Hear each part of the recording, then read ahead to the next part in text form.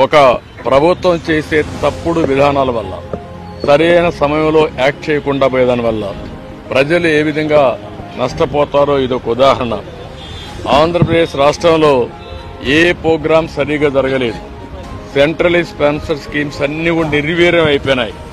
దీనివల్ల ఒక్క ప్రాజెక్టు కూడా అమలు చేసే పరిస్థితి లేదు. ఈ రోజు ఈ ప్రభుత్వం వచ్చిన తర్వాత 93 సెంట్రలీ స్పాన్సర్ స్కీమ్స్ ని వాళ్ళు డీఫంక్ట్ చేస్తే, అవి ఖర్చు పెట్టి ఆ డబ్బులు డైవర్ట్ చేస్తే, మేము ఆ డబ్బులంతా ఖర్చు పెట్టి యూసీలు ఇచ్చి మళ్ళా ఇప్పుడు ట్రాక్ లో పెట్టే పరిస్థితికి వచ్చాం. అంటే ఈ విధంగా సెంట్రల్ ఇచ్చే స్కీమ్స్ అన్ని ఉపయోగించుకుంటే రాష్ట్రంలో ప్రయోజనాలు వస్తాయి, ఉపయోగించుకోకపోతే ఇలాంటి సమస్యలు వస్తూ ఉంటాయి. ఒక భయంకరమైన పాలన. అదే మరి ఆ రోజు చేతగాని పరిపాలన వల్ల చాలా సమస్యలు వచ్చాయి.